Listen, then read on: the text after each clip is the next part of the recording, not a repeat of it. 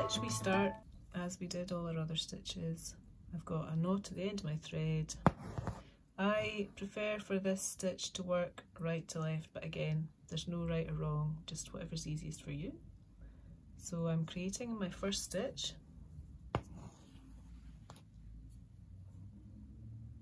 And now I want to return my needle back, halfway back along the length of that stitch and out through the middle.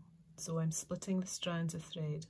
Now for ease of this stitch, I'm using 4 strands, so it makes it a thicker stitch, but also easier to kind of split the strands.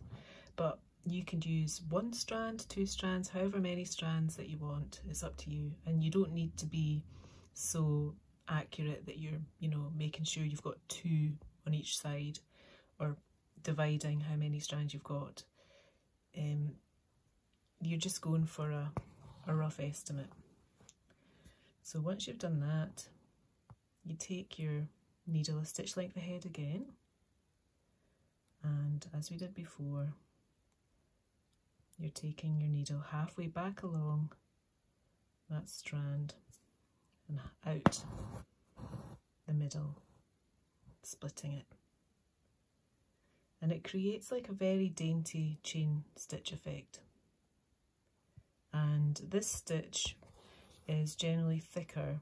Obviously it's thicker here because I'm using 4 strands of thread, but if you use this stitch with the same strands of thread as you're doing back stitch, you will end up with a thicker line.